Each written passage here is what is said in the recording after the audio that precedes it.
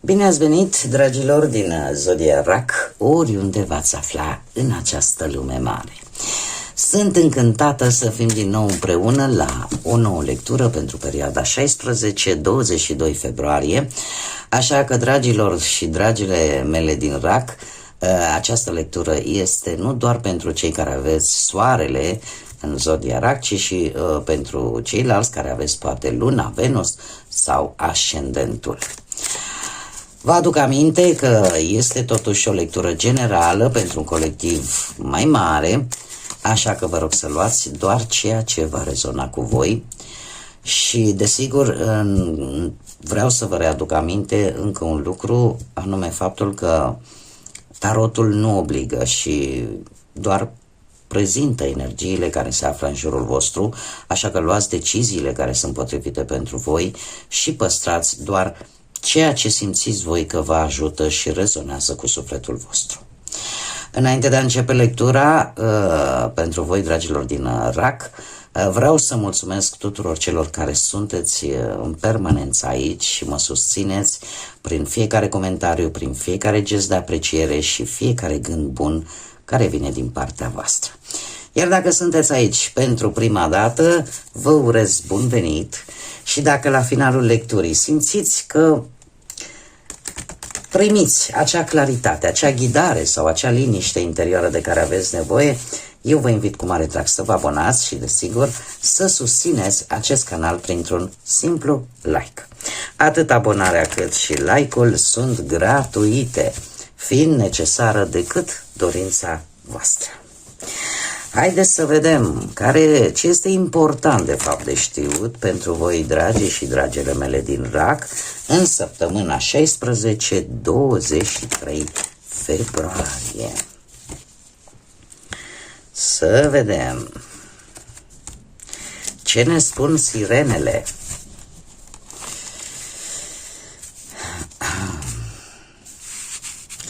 Gânduri, introspecție. Gânduri și introspecție, dragii mei.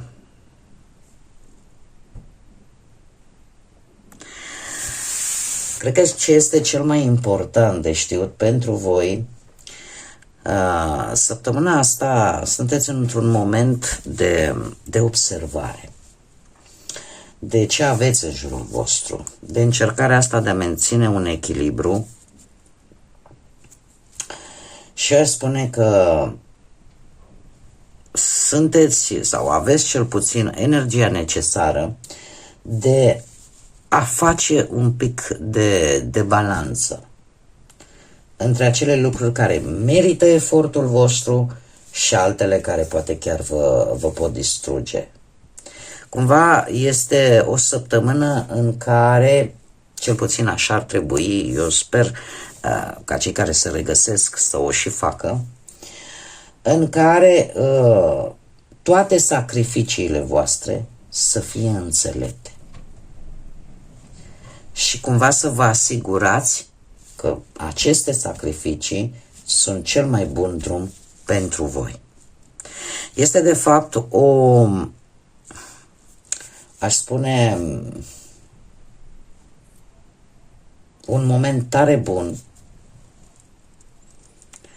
în care bine ar fi totuși să nu vă grăbiți, să luați decizii importante, pentru că aici avem un moment de introspecție, un moment în care vrei să vezi cu adevărat dacă mai merită să faci acel sacrificiu, dacă nu se mai merită sau unde este chiar indicat să faci un anumit sacrificiu și unde nu.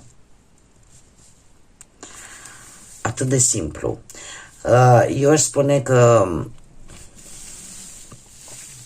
sunteți într-o perioadă în care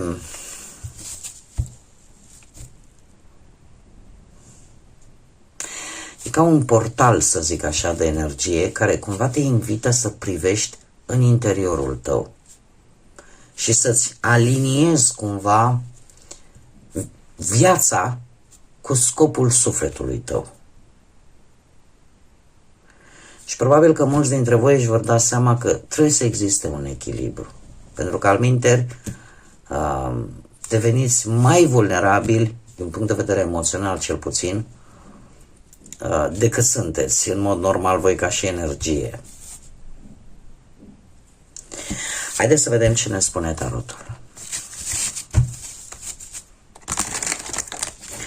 Ce vine pentru dragii mei din RAC în săptămâna 16-22 februarie.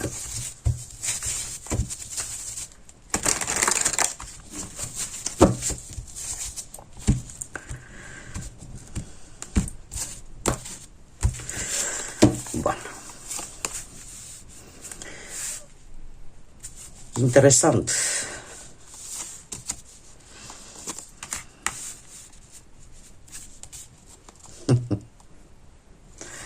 Foarte interesant. Exact cum am mai spus, evitați totuși deciziile importante. Mi-a sărit în ochi. Bun. Haideți să vedem. Situația actuală. Voi sunteți destul de optimiști, dat fiind și energiile pe care tocmai le-am văzut. Să zicem că sunteți destul de optimiști, destul de pozitivi, ca să spun așa, și aveți acea căldură umană, acea, cum să spun eu, acea dorință, acea pozitivitate. Că, cu precădere, cei care aveți poate și legătură cu zodia Leu, în sensul lună, Venus sau ascendentul, mai mult aș spune, în zodia Leu, pentru voi cu atât mai mult. Dar așa, per general, sunteți într-o energie totuși optimistă, în care nu, cum să spun eu, nu vă pierdeți în negativitate. Poate că unii dintre voi chiar ați avut motiv să vă și bucurați de ceva anume, poate de venirea pe lumea unui copilaj sau de o mică realizare pe care ați avut-o poate recent. Ce nu este în favoarea voastră în această săptămână? Nu ignorați, ca să spun așa, sau nu vă culcați, mai bine zis, pe urechea aia, domne, mi-a ieșit, deja nu mă mai interesează ce se întâmplă stânga-dreapta. Dezinteresul ăsta față de anumite persoane care ar putea fi invidioase pe succesul vostru, sau pe realizarea voastră, sau pe optimismul vostru, ar fi bine să nu le neglijați. Șasele de bâte, într-adevăr, vorbește ori de realizarea unui proiect, ori poate că ați fost mult mai atenți la voi și nu v-a mai interesat foarte tare invidia, bârfa altora. Totuși, neglijarea acestor aspecte, neglijarea acelor discuții de lângă voi, cel puțin săptămâna asta, nu prea e în favoarea voastră. Adică fiți atenți la ce se întâmplă în jurul vostru. Știi, când succesul te îmbată și nu te mai uiți în jurul tău. Până la urmă suntem oameni, e normal că atunci când ne iese câte o chestie să ne bucurăm. Dar este o săptămână în care, așa cum bine am văzut, reflexionați, nu analizați. Analizați, pentru că în bucuria voastră, în optimismul vostru, e posibil ca anumite lucruri care se întâmplă în spatele scenei, ca să zic așa metaforic, vă poate cauza lucruri defavorabile. În schimb, ce este favorabil pentru voi, în primul rând, dorința de stabilitate și o ușoară zgârcenie, aș spune, atât, mai ales față de voi. Faptul că săptămâna asta zici, domne, mă gândesc la mine, la stabilitatea mea, la ceea ce eu am nevoie, așa cum v-am mai spus, la ceea ce să vă aliniați viața cu scopul vostru, cu ceea ce își dorește sufletelul vostru. Și atunci lucrul ăsta, într-adevăr, e un punct pro, e un punct favorabil pentru voi. Ce mai poate fi favorabil pentru voi? Că poate nu veți avea probleme, să zicem, pe planul ăsta financiar. Există o stabilitate în general cam pe toate aspectele vieții. 4 de monede, de asemenea, îmi vorbește de anumite obiective care probabil au venit tocmai de aici apare și această stare de satisfacție, poate, de optimism, de ușoară bucurie. Ceva se va definitiva în așa fel încât să-ți aducă stabilitate, poate chiar atât pe plan profesional cât și financiar. Nu știu, dacă vorbim de dragoste, aș spune, mai ales pentru cei care se află într-o relație, faptul că te gândești decât la tine și la cel drag ție sau cel dragă ție, este un lucru este un lucru în favoarea voastră, pentru că asta înseamnă că sunteți mai uniți și există o stabilitate. Cum putem vorbi de asemenea și de, nu știu, a te risca, poate unii dintre voi care sunteți singuri și pe plan sentimental, domne, mă risc, asta e, mă duc și cunosc oameni noi. Este o idee bună, pentru că în felul acesta iubirea nu va întârzia să apară. Da? Ideea asta de a nu mai sta, te duci în aceleași locuri, vorbești cu aceiași oameni, cumva trebuie să faci o deschidere, te gândești să faci o deschidere, iar asta poate să-ți aducă persoane noi în viața ta sentimentală și să te ajute, nu să găsești iubirea până într-un final. Ce este în controlul vostru? Aici. O decizie stă în controlul vostru și, într-adevăr, depinde foarte mult de voi. Doiul de spade îmi vorbește de decizii destul de dificile, aș spune, care implică o anumită responsabilitate. Este adevărat că veți ține cont, se pare, chiar cât ați încercat voi să ignorați, există o anumită teamă de anumite consecințe, există o anumită necesitate să aveți o anumită înțelegere. Cert este că săptămâna asta este posibil să vă simțiți ușor blocați când e vorba de luarea unei decizii, și asta pentru că există în așteptare un răspuns. Dar indiferent cum, să știți că voi controlați această alegere, această decizie. Și dacă simțiți că nu este în regulă, este perfect normal și chiar este recomandat, să spunem așa, să cereți o a doua opinie sau să fiți cât mai echilibrați, da? Dacă vorbim, nu știu, de bănuți.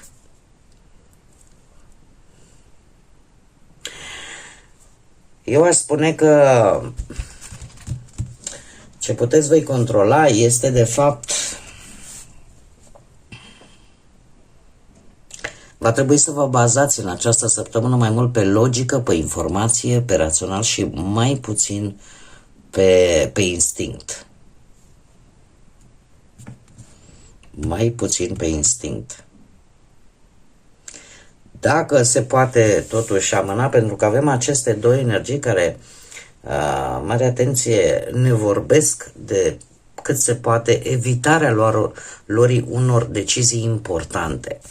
Așa că, dacă este posibil, analizați, fiți pragmatici, căutați informații și nu vă luați neapărat după instinct sau după intuiție.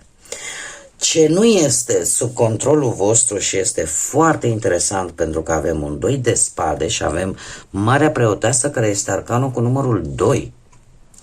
Asta îmi spune că tindeți totuși în această săptămână, este ceva tipic la voi, să fiți mai empatici, să fiți mai compasivi, mai emotivi, mai sensibili, dar totuși Marea Preoteasă vine cu un îndemn. Ne poate vorbi și de, cum să spun eu, pentru unii dintre voi să vină și cu posibilitatea unei sarcini, nu pentru toată lumea, desigur, să descoperiți că, uite, o să avem Carinio, o să avem un bebe, da? Nu pentru toată lumea. Și o să vă iau un pic pe nepregătit. Pentru ceilalți putem vorbi de ideea de a nu mai da totul din casă, de a deveni un pic mai înțelepți. Așa cum bine am văzut și cu această energie, de a ști exact ce informații dai celor din jur și ce le oprești pentru tine. Pentru că vedem foarte bine aici, vor fi discuții în exterior la care va trebui totuși să fii atentă și să le asculți, pentru că alminter pot să-ți creeze probleme. Așa că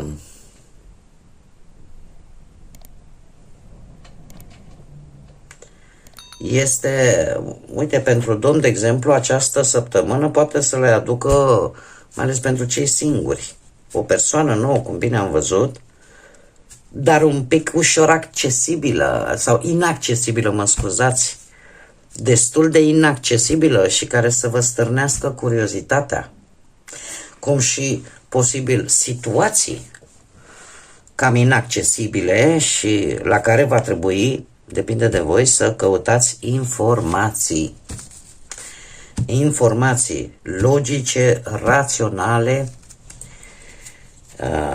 Este un moment în care, într-adevăr, chiar dacă există această tendință a voastră de să fiți compasivi, să fiți atenți, mai ales cu cei din jurul vostru, cei dragi vouă, totuși e un moment în care bine ar fi să luați lucrurile și mai rațional.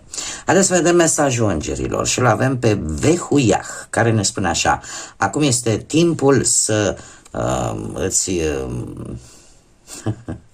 să-ți mărești conștiința, să-ți dezvolți o anumită conștiință. Încearcă să petreci în această săptămână, cel puțin într-o zi, o meditație profundă.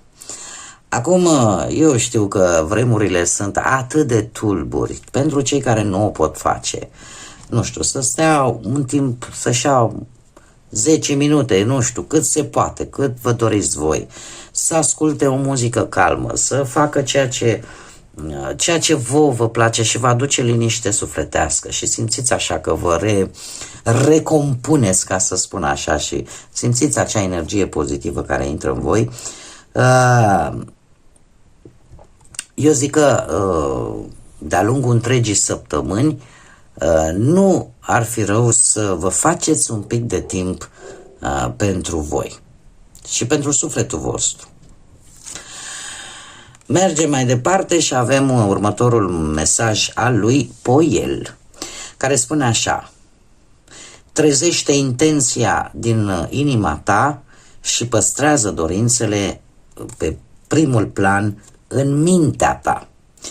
Este acel îndemn de a trece cumva de la a vrea,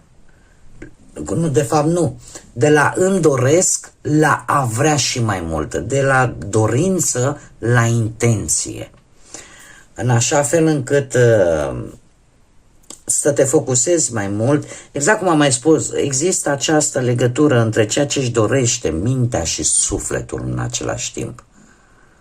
Această conexiune se pare că este destul de, acest mesaj este destul de pregnant în lectura voastră pentru această nouă săptămână. Și probabil că v-ar face bine și un pic de timp pentru voi. Și dacă mănânci o ciocolată și o savurezi, pur și simplu o savurezi și îi simți și ultima aromă de cacao sau din ce e ea compusă, este de fapt o hrană nu numai neapărat a organismului fizic, cât a spiritului tău, a sufletului tău. Bun, dragii mei, cam atât am avut pentru voi. Acestea au fost mesajele. Eu sper că această lectură v-a adus ghidare, v-a adus un pic de claritate și, de ce nu, poate o nouă viziune asupra propriei vieți. Eu vă mulțumesc că ați fost alături de mine și până la o nouă lectură, nu uitați, dragii mei și dragile mele suflete frumoase, zburați înalt și lăsați iubirea, credința și pacea să vă însoțească cu fiecare pas din viața voastră.